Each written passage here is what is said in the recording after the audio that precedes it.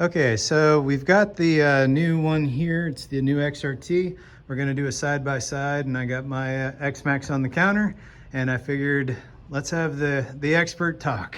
All right. What you got going on today? Well, it's me, Brian, again. Like I said, I'm here at PDRC in Florence, and we're going to do a quick comparison between the new XRT and the Traxxas Xmaxx. Now, these are just like siblings. Think of this as like the big brother and the little brother, although size-wise, I wouldn't necessarily call it little brother. It's just shorter because this one has a lower center of gravity chassis. This is going to be your truck that you're going to use for tight turns, high-speed racing. Good for those type of things. This is going to be your monster truck. The Xmaxx has always been one of the best monster truck platforms out there. You can kind of see under the bottom here that it kind of sits up a little bit higher than this one does. And there's that lower center of gravity. As you know, the lower center of gravity you have, the better you're going to have in turns. Now, they both have a lot of differences, and then there's a lot of similarities. There's a lot of parts that'll be working between the two of them.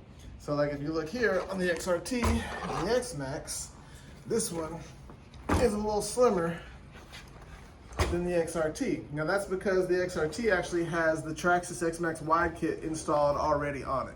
This is what the Xmaxx you can put this on the Xmaxx and it'll give it a wider profile. As a matter of fact, here at PDRC, they do sell the wide kit that you can put on the Xmaxx to make it just as wide as the new XRT. Now, other than that, there are some other similarities. A lot of people are familiar with the quick release on the Xmaxx, how you can just pull the body off just like that. You kind of push it down on, clip it down, and it's on. Now on this one, we don't have that. Instead, we have something else. They took, something they took away from the Sledge, where it has the two quick releases on the back like that, but now it has them on the front too. So you have 4 quick releases on it, and that's something that's that's different than the Xmaxx. So I like this quick release system, I think, a lot better than what's on the Xmaxx. I think it's gonna hold the body on a lot tighter, and it's gonna be, when you're bashing and things like that, because we're all gonna bash this. It's a race truck, but we're gonna bash it because it's a truggy. Now, going to the inside, comparing, you can really see how the truck is a lot shorter at this point. You can see how this one, the shock towers are a little bit higher than this one is. But you can also see electronics-wise, it is pretty much the same electronics. Now this one does have an enhanced cooling system on it, has a much bigger heat sink on it with a dual fan setup that are side by side here. Whereas this one, you have your dual fans in here, but it's just one singular unit on top with a lot smaller heat sink on it. Both of them share the same ESC, the VXL8 AS. And a lot of the other parts, like your receiver box and things like that, are the same. Now, as far as how the batteries go in, the Xmaxx has your older traditional clips that the Xmaxx is always known for, and putting them in like that, they open outwards like this, whereas this one opens inwards. Now, another thing that they took from the Sledge is you're actually able to close them, and you'll see little holes here where you can actually put body pins in there to actually hold them down, so that even if the truck does flip or anything like that, you don't have to worry about your batteries flying out. A couple of other things. The bell crank here has actually been kind of flipped upside down. It's a different type of bell crank than what you're going to see on the Xmaxx, whereas on the Xmaxx it's right side up. They do share the same servo across the platform, and you can upgrade it with the optional 2085X servo.